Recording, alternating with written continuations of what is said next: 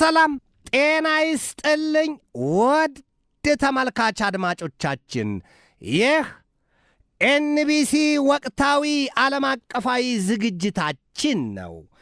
በዛሬው ዝግጅታችን ሰሜን ኮሪያ የአሜሪካን ማዕከላዊ ምድር ሊመታ የሚችል ሚሳኤል መሞከሯን ወዲህም Iran swear against the United States of America and Israel being fueled by North Korean weapons ሲሉ ብዙዎች ማስጠንቀቂያቸውን የሚሰጡበትን የጦርነት ሂደት ወዲያም ደግሞ The axis of autocracies is winning ሲል የወጣውን እንዲሁም በመካከለኛው ምስራቅ ቀጠና አምስተኛ ሳምንቱን በያዘው ግዙፍ ጦርነትና የነዳጅ ዘይት ጉዳይ የተመለከተ ከዚያም ውጪ ከመላው የምድሪቱ ክፍል የተገኙ አዳዲስና ወቅታዊ መረጃዎችን ይዤ ቀርቤያለሁ።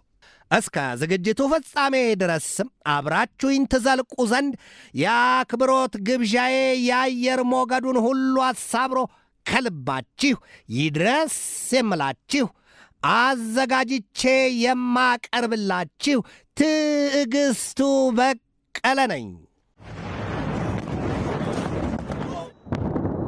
የሰማይ ቁጣ ለምድር አይከብደውም ይላል አበው። ይኸውላችሁ ይውጣላችሁ ያለች የምትመስለዋ ሰሜን ኮሪያ አሜሪካ እንደማትመለስላት ነገር ግን አሁን አሜሪካ በወቅታዊነት በኢራን የገባችበትን ጦርነት ካጠናቀቀች በኋላ በተረፈ ባለና በሌላው ኃይሏ እንደምትሰፍርባት አስልታለችና ፒዮንግያንግ በከፍተኛ ደረጃ እየተዘጋጀች ነው የሚል መረጃ በየጊዜው ይወጣል።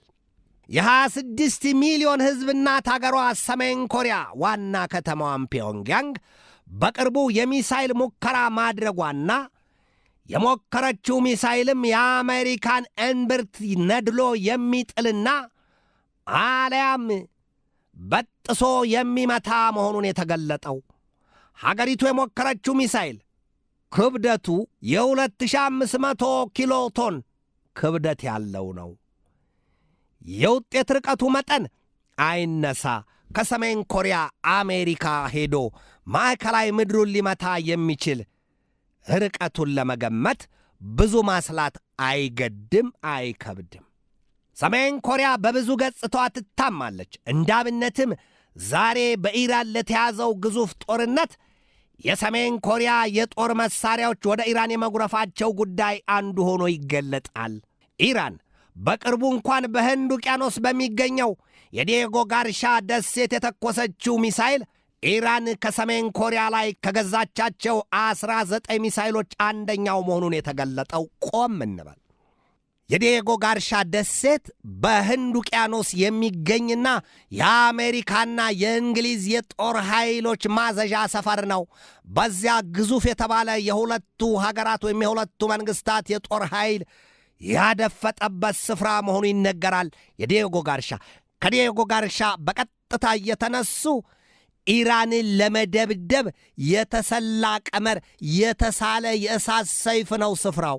ታዲያ ኢራን የዲየጎ ጋርሻን የአሜሪካና የእንግሊዝን የጦር ማዘዣ ሰፈር በቅርቡ ከሰሜን ኮሪያ በገዛችው ሚሳኤል አበጥረዋለች ነው የሚባለው። መጥተዋለች። የደረሰው ውድመት እንዲህ ወጥቶ በግልጥ የተነገረ ነገር ባይኖርም ኢራን ከታጠቀቻቸው የቂያም አይነቶቹ ባላስቲክ ሚሳኤሎች በሰሜን ኮሪያ ጋር ባርነት ተሻሽለው የተሰሩ መሆናቸውም ይገለጣል። የሰሜን ኮሪያ ስሪቶቹ በርካታ አይነት ሚሳኤሎችን በጦርነቱ ላይ መዋላቸውም ይገለጣል። The axis of autocracies is winning። እነዚህ እየተናቁ እዚህ ግባ የማይባሉት በኃያላኑና በጠቢባኑ ወዳም በሀብታሞቹ በዲታዎቹ ሀገራት አይን የማይሞሉት ድሃ መሰሎቹ ወይም ከአይን እንኳ ቢገባ የማይቆረቆር ጉድፍ ያህል የማይቆጠሩት አክሲስ ኦፍ አውቶክራሲስ ይሏቸዋል። እነዚህ መሰሎቹ ሀገራት ትንሽ ቆሎ ይዞ ወደ አሻሮ ጠጋ ናቸው ይሏቸዋል። ለምሳሌ እንዳብነትም ኢራንና ሰሜን ኮሪያ ከቻይናና ከሩሲያ ጋር እያጣጣፉ የሚያቀራርቡና የሚገልጧቸው ብዙዎች ናቸው። ሰሜን ኮሪያና ኢራን የቻይናና የሩሲያን ያህል የካበተና የገዘፈ የጦር ኃይልም ቢሆን የጦር መሳሪያም ቢሆን የላቸውም ይባላል። ነገር ግን ሰሜን ኮሪያን ብንወስድ እንደ ህዋሶንግ 17 የመሳሰሉ የኒውክሌር ተደራሽ ባላስቲክ ሚሳይሎችና እንዲሁም የክሩይዝና የሱፐርሶኒክ ወዲያም የሃይፐርሶኒክ ሚሳይሎች በገፍ እንዳሏት እየታየ እየተሰማ ነው።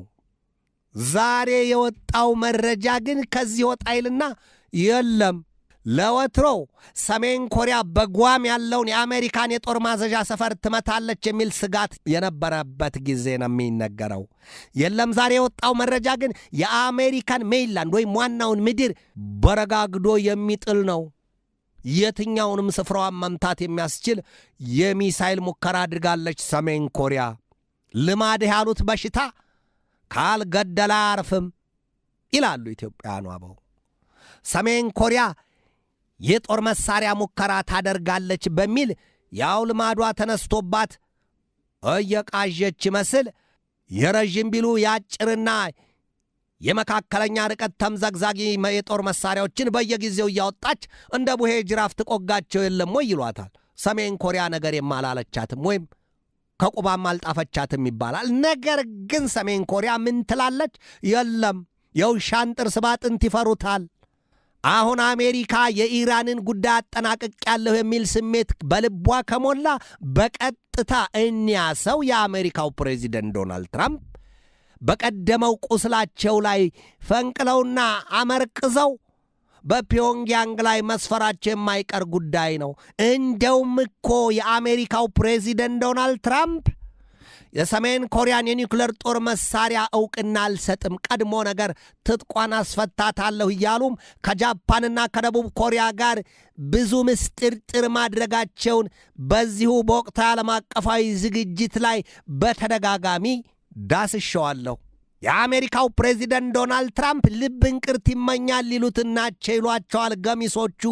ለምን ቢሉ ደግሞ ሩሲያና ቻይናንም የኒውክሌር ጦር መሳሪያቸውን አስፈታቸዋለሁ። የማታ አፍ ከበረት ይሰፋል። ተቀምጠው የሰቀሉትን ቆሞ ለማውረድ ይቸግራል። ሩሲያና ቻይና በበኩላቸው ሰሜን ኮሪያንም ጨምሮ ጆሮአቸውን እያራገፉና እንደ ዲሽ ጠጋ እያደረጉ እስኪ ደግመው ይናገሩት ጌታው አልተሰማንም፣ የኒውክሌር ጦር መሳሪያ ማስፈታት ሲሉ ይሳለቁባቸው ነበር።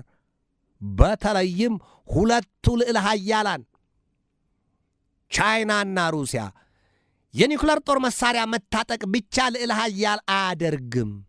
ነገር ግን ሆድ በባሰና ኩርፊያ በመጣ ቁጥር በዚያ የኒውክሌር ጦር መሳሪያ የተናደዱበትን ጉቶ ፈንቅሎ መጣል ያስመኛል። እናም ሰሜን ኮሪያ ከልጃት ትጫወት ይወጋሃል በእንጨት ናትን ይሏታል በአሜሪካ እይታ። ለምን?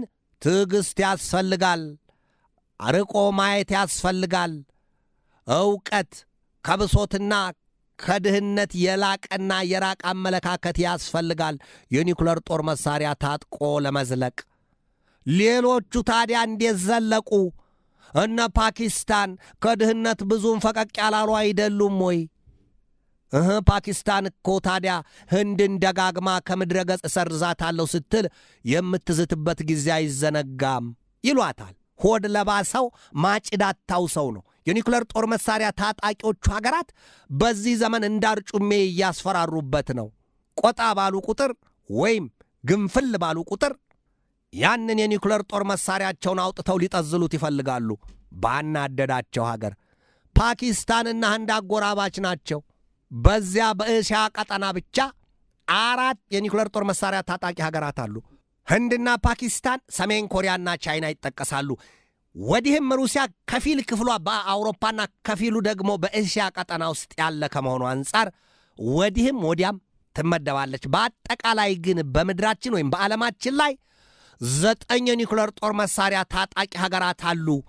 እንዘርዝራቸው ዛሬም ለማስታወስ በቅደም ተከተል ሩሲያ፣ አሜሪካ፣ እንግሊዝ፣ ፈረንሳይ፣ ቻይና፣ ህንድ፣ ፓኪስታን፣ ኢዝራኤልና ሰሜን ኮሪያ 9 የዚያን አጥፊ የጦር መሳሪያ የታጠቁ ሀገራት ናቸው። ብዛትና መጠኑ ግን ይለያያል። የገሚሶቹ በብዙ ሺህ የሚቆጠር፣ የከፊሎቹ ደግሞ በብዙ መቶ የሚቆጠር። እንደዚህ ያለ የኒውክሌር ጦር መሳሪያ ግን አንዱም ቢሆን አለው ከተባለ ለነገሩ እኮ ያንድ ሽጉጥ ጥይት ቀርቶ ሽጉጡን ሰባራውን እንኳን ሲያውት ያስፈራል። በአንበጣ ዘመን ብራብሮ ያስፈራል። መሳሪያው ካለ ጥይት የለውም ብሎ ማመን ዘበት ነው። ገዳይና ግዳይ መውደቁ መጣሉ የማይቀር ነገር ነው ተብሎ ይታመናል። ስለዚህ የኒውክሌር ጦር መሳሪያ አንድም ያለው በሺ የሚቆጠርም ያለው ሁሉም የኒውክሌር ጦር መሳሪያ ታጣቂ ሀገራት ናቸው። እነዚያን አክሲስ አውቶክራሲስ ሲሉ የፈረጇቸውን ኃይሎች አሜሪካና አጋር አባሮቿ በተለይ ምዕራባውያኑ አያምኗቸውም። ዛሬ በኢራን ይህንን ያህል የገነፈለው ጦርነት የዚያን አጥፊ የኒውክሌር ጦር መሳሪያ ለመከላከል ነው፣ ኢራን እንዳትታጠቀው። ኢራን ከታጠቀችው ይላሉ አሜሪካና ኢዝራኤል፣ የኢዝራኤል ህልውና ከናካቴው እስከ ወዲያኛው ሰላም ሰንብት፣ ደህና ሁኝ ኢዝራኤል፣ ከምድረ ገጽ ይሰርዟታል። ኢራን ብዙ ጊዜ ዝታለች፣ ፎክራለች፣ አስጠንቅቃለች። ኢዝራኤልን ከምድረ ገጽ ወይም ከካርታ ላይ ሰርዛታለሁ ስትል የዛተችና የፎከረችበትን ጊዜ እያነሱ ሁለቱ ሀገራት አሜሪካና ኢዝራኤል በምርሻ አይማረኝ ሲሉ እነሱም ይኸው ለዚህ ለዛሬው ጦርነት በቅተዋል። The Iran war is enriching Russia and China at the expense of the West. የቤት የመቃጠል ለቱሃን የበጃት ያንዱ ቤት ሲቃጠል ለአንዱ ዓለሙ ነው ይባላል። ለምን ዛሬ አሜሪካና ኢዝራኤል በኢራን ጦርነት ውስጥ ገብተው ይሄ ሁሉ ሀብትና ንብረት በሳል የሰው ልጅ ይሄ ሁሉ ሲያልቅ ለሩሲያና ለቻይና ግን እልል በቅምጤን ሆኗል። አንድም የአሜሪካና የኢዝራኤልን በተለይም የአሜሪካን ኃይል በኢራን ክንድ ፈትሸውታል።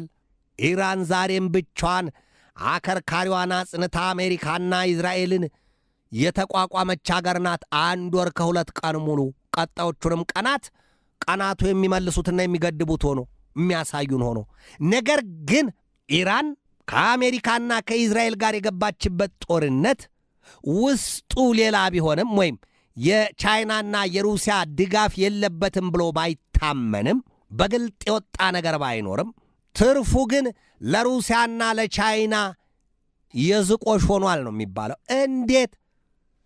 የነዳጅ ዘይት ሀብትና የጋዝ ሀብትን እንኳ ብንመለከት አሁን በመካከለኛው ምስራቅ ቀጠና የሚተላለፈው የነዳጅ ዘይት ሀብትና የጋዝ ምርት ወዲያም የማዳበሪያና የተለያዩ የማዕድን ሀብቶች ባሉበት ጭጭ ምጭጭ ብለው ቀርተዋል። መፍለቂያቸው መጓጓዣቸው ሁሉ ተደፍኗል። ታዲያ ስለ ሩሲያ ምን በጃት ከተባለ ሩሲያ በገፍ የነዳጅ ዘይትና የጋዝ ምርት የምታመርት ሀገር ናት፣ ማዳበሪያም ጭምር። ታዲያ አሁን ሩሲያ የተጣለባት ማዕቀብ ሁሉ ላልቶላት ወይም ተነስቶላት የጋዝና የነዳጅ ዘይት ሀብቷን እንድትቸበችብ ተደርጎላታል። የረብጣ ቢሊዮን ዶላር ትርፍ እያጋበሰች ነው። ነገር ግን ሩሲያ የኢራን የነዳጅ ዘይት ሀብት ካልተለቀቀና የሆርሙዝ ወሽመጥ ካልተከፈተ ኢራን ደስ ብሏት ካልሳቀች አጋር አባሯ ናትና ምን ሊያደርግልኝ ብቻውን የበላ ብቻውን ይሞታል ይላሉ። ታዲያ ምን ያደርግልኛል ስትል ሩሲያ ቅሬታዋንም ቁጣዋንም ትገልጣለች። ቻይናም በተመሳሳይ ኢራን በሆርሙዝ ወሽመጥ የነዳጅ ጫኝ መርከቦቿ እንዲተላለፉ ፈቅዳላታለች። የቻይናና የሩሲያ እንዲሁም የሌሎች የኢራን ወዳጅ አጋር አባር ሀገራት የነዳጅ ጫኝ መርከቦች በሆርሙዝ ወሽመጥ ይተላለፋሉ። ታዲያ የተከለከሉት የነማን ናቸው? የምዕራባውያኑ በተለይም የአሜሪካና የእስራኤል እንዲሁም የነሱ ወዳጅና አጋር አባር ሀገራት። በዚያ ጦርነት ለምሳሌ እንደ እንግሊዝን መሰሎቹ ስፔንን መሰሎቹ ሀገራት ፈረንሳይንም ጨምሮ ጀርመንንም ንክች ጣልቃ እንገባም ብለዋል። ኢራን እነሱን ከአሜሪካና እስራኤል ጋር አልጣፈቻቸውም። ነገር ግን የነዳጅ ጫኝ መርከቦቻቸውን በሆርሙዝ ወሽመጥ መላክ አይፈልጉም። ለምን? ከኑግ የተገኘሽ መጫብረሽ ተወቀጭ ነው። ከኢራንም ከአሜሪካም የሚሰነዘረው ጥቃት መርከቦቹን ይምራቸዋል ወይ ሲባል የለም፣ አውቀውም ይሁን ሳያውቁት ይመቷቸዋል። እንዴት? የቀና ሲታጣ ይመለመላል ጎባጣ።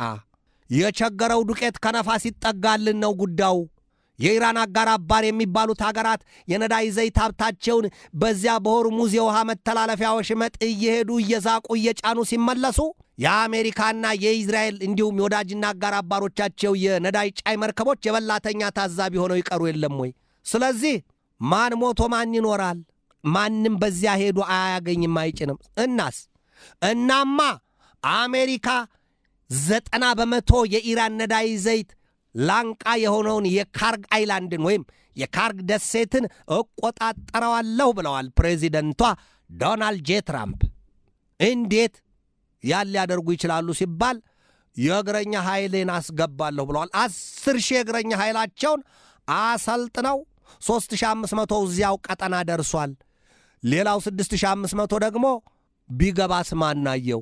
ማን ይጠይቀዋል? ገብቶ እስከሆነ የአሜሪካው ፕሬዚደንት ከኢራን ጋር ስምምነት ላይ ደርሰናል ይላሉ። የኢራን ባለሥልጣናት ደግሞ የምን ስምምነት? ይሄ ከኛ ይራቅ፣ የልብን ሰርቶ ይቅርታ መጠየቅ። ምን ይቅርታ አለ ከዚህ በኋላ? ኢራን ልጆቿን ቀብራ ድንበሯን አስከብራ ትኖራለች።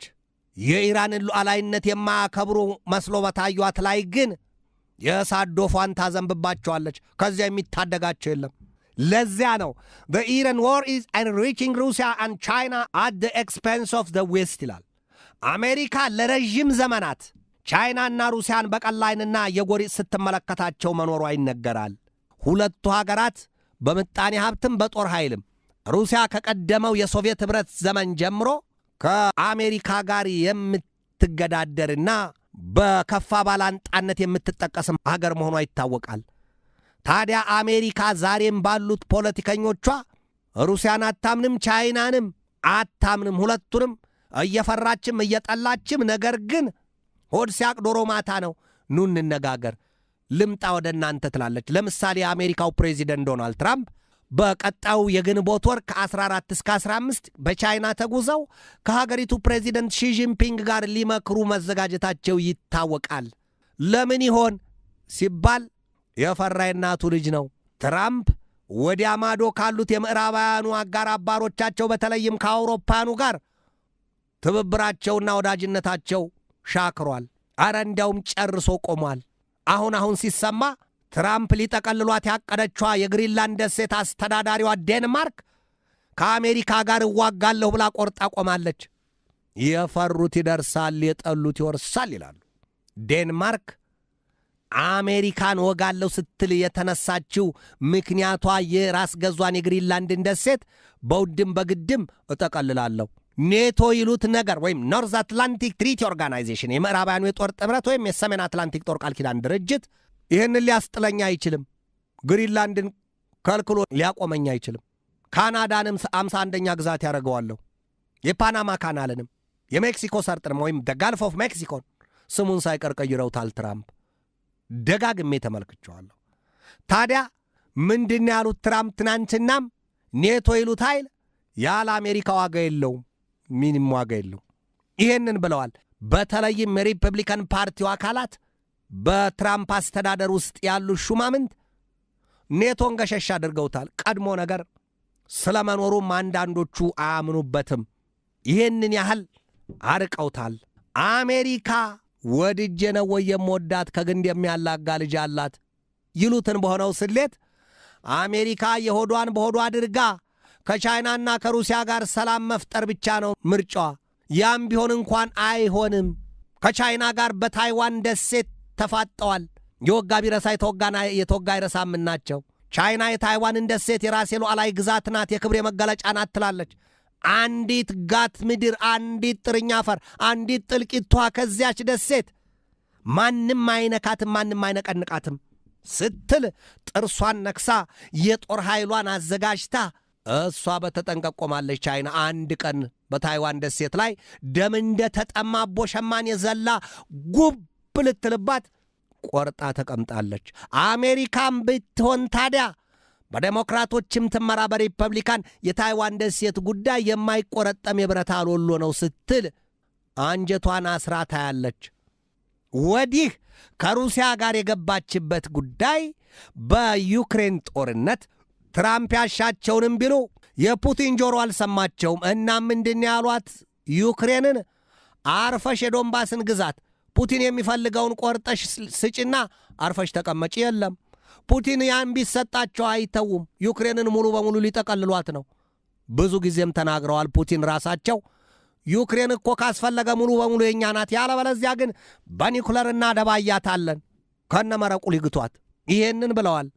ስለዚህ ትናንት በወጣ መረጃ ደግሞ የሩሲያው ፕሬዚደንት ቭላዲሚር ቭላዲሚሮቪች ፑቲን በዩክሬን የባቡርና የመኪና አስፓልቶች እንዲሁም የተለያዩ የመሰረተ ልማቶቻቸውን እያዘመኑና እያሸበረቋት ነው ዩክሬንን።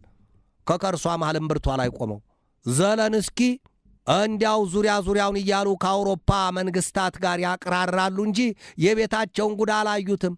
በሰው አልባ የጦር አውሮፕላኖቻቸው ሩሲያን ሊገርፏት ይፈልጋሉ። ሩሲያ ግን ውስጡን በልታ ጨርሳቸዋለች።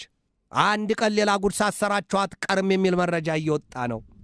ቻይናና ሩሲያን መማፀን ካልሆነ በስተቀር አሜሪካ ሌላ ምርጫ የላትም ነው የሚባለው። ወዲህ አሜሪካ ዞር ስትል በቅናትም በንቀትም የምታያት ሰሜን ኮሪያ የዚያን ያጥፊውን የኒውክሌር ጦር መሳሪያ ታጥቃ ከቻይናና ከሩሲያ ጋር አብራ መቆሟን ታያለች። ሰሜን ኮሪያን እንዳትነካ ባለቤቱን ካልናቁ አጥሩን አይነቀንቁ ወይም ባለቤቱን ካልናቁ ውሻውን አይመቱን ሆኖባታል። ቻይናና ሩሲያ እንዲህ በዋዛ በሰሜን ኮሪያ ጉዳይ የሚሰበሩና የሚልፈሰፈሱ አይደሉም። በቀጥታ ይገባሉ። ወዲያም ደግሞ ቻይናም የኒውክሌር ጦር መሳሪያዎቿን እያዘመነችና በቁጥር እያጋበሰች ነው። በከፍተኛ ደረጃ ቁጥሩን ጨምራለች የኒውክሌር ጦር መሳሪያውን። ወዲህ ዞር ስትል ሩሲያም በቅርቡ ግልጽ ያወጣችው ሞክራም ያሳየችው አንደኛው የቡሬቬስትኒክ የኒውክሌር ክሩይዝ ሚሳይል የርቀት ገደብ የሌለው ነገር ግን 14000 ኪሎ ሜትር ላይ ሞክራ ያሳየችው ዓለም ሆይ አርፈሽ እጅሽን አጣጥፈሽ ተቀመጭ ያለችበት። ከዚያም ወዲህ ደግሞ ሩሲያ ከ15000 ኪሎ ሜትር በላይ በቅጽበት ከድምፅ ፍጥነት በ12 እጥፍ እያለ እየተምዘገዘገ የኒውዮርክ ሲቲና ዋሽንግተንን የሚመታውን ወዲያም ማንሃተን ግዛት ላይ የሚያርፍ ከሆነ የሙቀቱ መጠን ከ180 ሚሊዮን ዲግሪ ሴንቲግሬድ በላይ ባረፈበት ቦታ ሁሉ አየሩና የባሩዱ ጠረን ወይም ደግሞ የበትሩ አረር የማይታይበትን የኒውክሌር ጦር መሳሪያ ያንን ሰርታለች። ያንንም በአርክቲክ ቀጠና ላይ አጥምደዋለች። በጠፈር ላይ የጦር መሳሪያሽ ቅድምድምም ቢሆን ሩሲያ ቀድማለች የሚል መረጃ ነው የሚወጣው። በህዋ ላይ ወይም ጨረቃ ላይ እዚያ ቀድማለች ነው የሚባለው። አሜሪካ ከአውሮፓውያኑም ሆዷ ርቋል። ከነዚህም ከቻይናና ከሩሲያም ቢሆን ብዙ የሚያጋጫትና የሚያላትማት ነገር ነው ያለው። እነሱም ቢሆኑ በአንጻሩ በማዕቀብ ናዳዋ ደብድባቸዋለች፣ በቀረጥ ሁሉ አቁስላቸዋለች። ታዲያስ ከተባለ ለአሜሪካ ትንሣኤዋን አይመኙላትም። ከወደቀች በዚያው ደፍቀው ሊጥሏትና አሽመድምደው ሊሰርዟት ነው የሚፈልጉት ይሏቸዋል። የአሜሪካ ፖለቲከኞች ግን ዛሬም ቢሆን ንቀትና ጥላቻቸው ከልክ ያልፋል፣ ከልክ ይገዝፋል። ቻይናና ሩሲያን ተጠግታ የተለጠፈችዋ ሰሜን ኮሪያ በአሜሪካ እይታ እንደ ማህጥራው እንዳይበላ ግፋውን ሆኖባታል። ወይም ምርቅና ፍትፍት አይበሉት አይተውት እሱን አድርጓታል። ይሄ መረጃን የወጣው ወዲህም አሜሪካ ካጣቻቸው በነገር ከሸነቆጠቻቸውና ክፉኛ ካስቀየመቻቸው አንጀታቸውን ከቆረጠቻቸው መካከል ህንድ ትገኛለች። ህንድም ብትሆን ከሩሲያ ጋር ሆኗል ልቧ። የሩሲያን የነዳጅ ዘይት ሀብት አትገዥም ብላ ህንድን ብዙ ብለዋታል ትራምፕ። ታዲያ ዛሬ የወጣው መረጃ ምን ይላል? ኢንዲያን አርሚ ታርንስ ቱ ሩሲያ አጌን ፎር ኤር ዲፌንስ አሴትስ። ህንድ ከሩሲያ የምትፈልገው የኤስ-400 የሚሳይል መከላከያዎችን ነው። ህንድ ከሩሲያ ጋር በገባችበት የውል ስምምነት መሰረት የኤስ-400 የሚሳይል መከላከያው በተያዘው የ2026 ዘመን መጠናቀቂያ እንደሚደርሳትም ነው የተገለጠው። አሜሪካ ያንን አትፈልገውም። ህንድ እኮ ከፓኪስታን ጋር አይንና ናጫ ናቸው። በቀጥታ ወደ መካከለኛው ምስራቅ ቀጠና ሙሉ ዘገባ ልለፍ። The Iran war will provoke a new nuclear age. በኢራን የተያዘው ጦርነት እንግዲህ እንደሚታወቀው ሁለቱ የኒውክሌር ታጣቂ ሀገራት በዚህ ወቅት አሜሪካና እስራኤል በኢራን ላይ የኒውክሌር ጦር መሳሪያ አላት ሲሉ በገባቸው ከፍተኛ ጥርጣሬና ገሚሶቹ እንደሚሉት ቅናትም ጭምር ጦርነት አውጀውባታል። ግዙፍ ጦርነት። ኢራንም ብትሆን አለ የለም ብላ ቁርጥ ያለ ነገር በማትወስንበትና በማትገልጥበት የዚያ የኒውክሌር ጦር መሳሪያ መዘዘኛና መርዘኛ አጥፊ ጉዳይ የያዘችው አቋም አለየም። ትናንት ለዛሬ አጥቢያ ወደ ዛሬ ንጋት እያጋደለ አሜሪካና ኢዝራኤል በተለይም አሜሪካ በኢስፋሃን ያ ስፍራ ኢራን በድብቅ ግዙፍ የጦር ኃይሏን ያሰፈረችበት ቦታ እንደሆነ ነው የተነገረው። ከዚያ ውጪ ኢስፋሃን በዚያ በሰኔ ወር 2025 የ12 ቀናት ጦርነት የኒውክሌር ጦር መሳሪያ ተሸሽጎበታል በሚል በቢ2 የቦምብ አውሮፕላኖች ክፉኛ የተደበደበና የአሜሪካው ፕሬዚደንት ዶናልድ ትራምፕም ቶታሊ ዲስትሮይድ ወይም አብሉድረድ ሲሉ የተናገሩበት የተኩራሩበት የተመጻደቁበት ስፍራ ነበር። ዛሬ ሌሊት ሊነጋ ሲያቅላላም 2000 ፓውንድ በሚመዝነው የባንከር ባስተር ቦምብ አሰነቱን አይቷል ነው የተባለ ያ ስፍራ የወደመው የደረሰው ጥፋት ይህንን ዘገባ እስካጠናቀርሁበት ጊዜ ድረስ አልተገለጠም። ነገር ግን ከዚያ ከኢስፋሃን የአሜሪካ የሌሊቱ ጥቃት ሰማይን ለመቧጨር የሚሮጥ የቃይ የእሳት ላንቃ ሽቅብ ሲተራመስ እንደነበረና ፍንዳታው የጆሮ ታምቡርን የሚበረቃቅስ እንደነበረ ነው የወጣው መግለጫ የሚያስረዳው። ታዲያ ግን ምን ያህል ውድመት ደረሰ፣ ምን ያህል ሰው ሞተ የሚል መረጃ አላገኘሁም። ነገና ከነገ ወዲያ የሚወጡ መረጃዎች ካሉ ግን በዘገባዎች ዳስሳቸዋለሁ። የአሜሪካው ፕሬዚደንት ዶናልድ ትራምፕ የሆርሙዝን ወሽመጥ ባይከፈትም እንኳን አሉ ዛሬ በሰጡት ማብራሪያ ከኢራን ጦርነቱን ላቆመው ይችላል የሚል ፍንጭ ሰጥተዋል። ለዓለም ይሄንን ያህል ዳፋ አምጥተው የነዳጅ ዘይት ዋጋ መናርን ትተውት ጭራሽ ለከንፈር ማበሻ ለአፍንጫ ሽታ በጠፋበት በዚህ ወቅት ዓለም እዚሁ ትርምስምስ ምስቅልቅል ቋጠሮ ውስጥ በገባበት በዚህ ሁሉ ጉዳይ የሆርሙዝ ወሽመጥ ቢከፈት ባይከፈት ብለው እንደ ብጥንቅሩ ብለው አሽቀንጥረውት የሚወጡ ከሆነ ትራምፕ አደርጉትም ይላል የዎል ስትሪት ጆርናል ዘገባ። ግን ወዲያው አደርጉትም እሳቸው እንደ አንድ አማራጭ ያነሱት ጉዳይ እንጂ የሆርሙዝን ወሽመጥ ሳያስከፍቱማ ጦርነቱን ላብቃም ቢሉ አያበቁትም፣ አይተውትም ነው የተባለው። ኢራንም ብትሆን ራሷ ይላሉ የወታደራዊ ተንታኞቹና የነገር ሰንጣቂዎቹ፣ ኢራንስ ብትሆን መች እንዲህ የምትላቀቃቸው ሙጫ ነች፣ የሙጥ ይብላባቸዋለች፣ አትለቃቸውም፣ ጦርነቱ እንዲያበቃ አትፈልግም ይላሉ ኢራን። ለምን? ኢራን ብዙ ዋጋ ከፍላለች። ከብዙዎቹ አጎራባቾቿ ሀገራት እንደ ሳውዲ አረቢያን ከ7 ዓመታት ቂምና ቆርሾ በኋላ በቻይና አደራዳሪነት ታርቃ መልሳ ዛሬ እሳት ውስጥ ገብተዋል። ኳታር፣ ባህሬን፣ ኩዌት፣ የተባበሩት አረብ ኤምሬት፣ ኢራቅ፣ ዮርዳኖስ ብርቱ የሆነውን የኢራንን ክርን የቀመሱና ክፉኛ የዳሸቁ ሀገራት ናቸው። የኃይል መሠረተ ልማቶቻቸው ብዙዎቹ እንዳይሆን ሆነው ኪሳራ ላይ ወድቀው የለም ወይ? ኢራን ከነዚህ ሁሉ ጠላትነት አፍርታለች።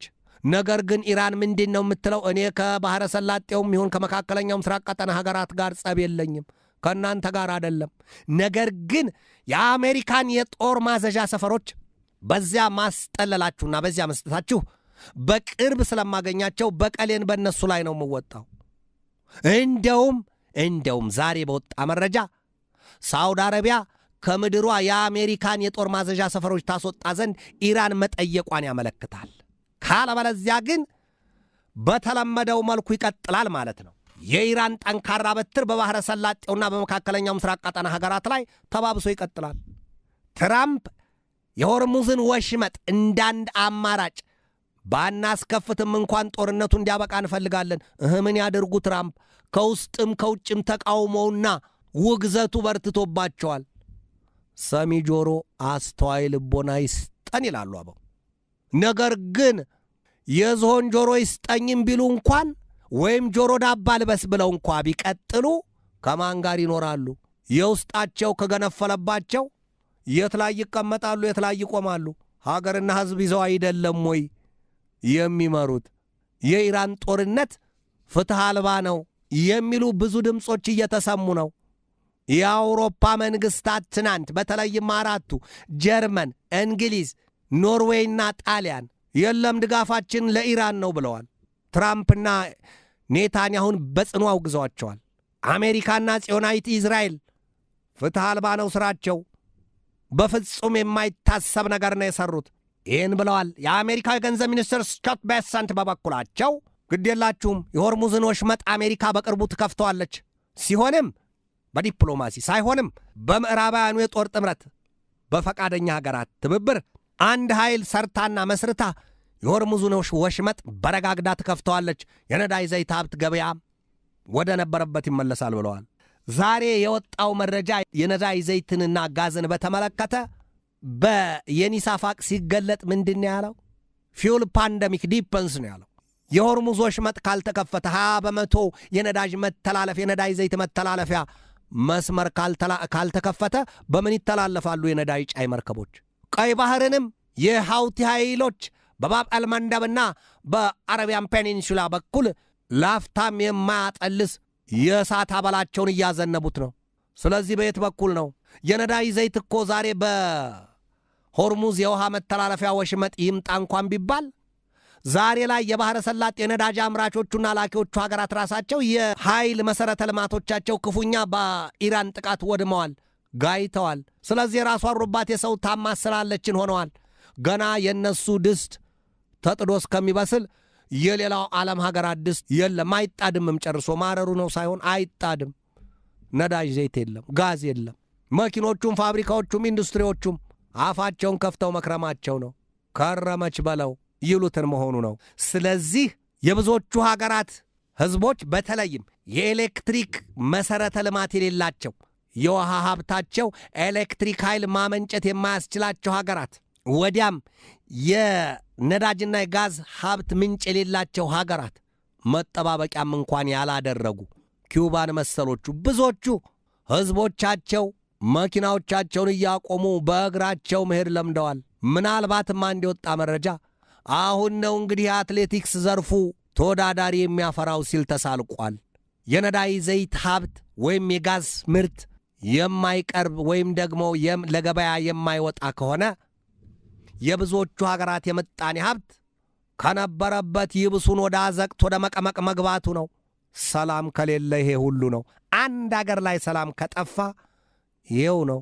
በዩክሬንና በሩሲያ መካከል ጦርነቱ ሲጀመር ዚምባብዌ ላይ የዳቦ ዋጋ ሰማይ ተሰቀለ። ስንዴ ከዚያ ነው። በእኛ ሀገር ያሉ ጥቅጥቅ ደኖች ሲቆረጡና ሲቃጠሉ ሌሎች አጎራባች ሀገራት ላይ ያሉት የውሃ ምንጫቸው ይደርቃል። ለምን? መሰረቱ የውሃው ታንከር ወይም ደግሞ የውሃ ምንጩ እዚህ ከፍታማው ቦታ ኢትዮጵያ ላይ ነው። ምሳሌ ነው ይሄኛው። ስለዚህ የነዳጅ ዘይት ሀብት ከሌለ መንቀሳቀስ አልተቻለም። ሰላም ከሌለ ግን ለሁሉም ማሰሪያው ሰላም ነው እምብርቱ። ሰላም ከሌለ ይኸው ጦርነትን በዚህ መልኩ ማየት ይቻላል። ብልህ ከስተቱ ይማራል ይላሉ። የእባብን መርዝ ገዳይነት ተነድፎ ማየት አያስፈልግም። ገዳይነቱን በሌላ የተረጋገጠ ጉዳይ ነው። የጦርነትን ጉዳይ እንደዚህ በስክሪን ማየት፣ እንደዚህ ባሉ ዘገባዎች መስማት ጸብና ቂም፣ ቆርሾ፣ ጥላቻና መለያየትን፣ መከፋፈልን እርግፍ አድርጎ አረ የለም አንድ እንሆን፣ ወደ አንድነት እንምጣ፣ ፍቅር ጥላቻ ይቅር፣ ፍቅር ይንገስ እያሉ ወደ አንድነት ለመምጣት ከየትኛውም ሽማግሌ በላይ መካር ነው፣ ገሳጭ ነው፣ አስተማሪ ነው። ሰላም ከሌለ የጎረሱት ያላመጡት በትንታ ይገድላል። ሰላም ስለ ሰላም የሚቆሙ ሐዋርያቶች፣ ስለ ሰላም የሚላኩ ምላሳቸው አንደበታቸው ጥላቻና መርዝን የሚረጭ ሳይሆን ሰላምን የሚነዛ፣ ሰላምን የሚያሰፍን፣ እርቅን የሚፈጥር፣ በሕዝቦች መካከል ጥላቻና መለያየትን የማይዘራ፣ ስለ ሰላም የሚላክ፣ ስለ ሰላም የሚያወራ፣ የሚመሰክር ዓለም ወይም ምድራችን ከምንጊዜውም በላይ ዛሬ ያንን ሰው ታነግሰዋለች። ስለ ሰላም የሚያወራ አንደበት፣ ስለ እርቅ፣ ስለ አንድነት፣ ስለ ፍቅር። ዛሬ ዓለም ፍቅር እየተሰበከ ጥላቻና መለያየት የሚኖርባት፣ ሰላም እየተወራ ጦርነት የሚሰፍንባት ያ መድረክ ሆናለች። ስለ ሰላም የሚላክ አንድ የዘመን ሐዋርያ ምድር አታለች። ቲኤንቢሲ ተመልካች አድማጮቻችን የዛሬን በዚህ ተሰናበትኳችሁ። ከነገ በስቲያ ሐሙስ በሌላ ዝግጅት እጠብቃችኋለሁ። እስከዚያው ከልባችን እስከ ዓለማችን ለዓለማችን ሰላም ተመኘሁ። በድጋሜ ሰላም።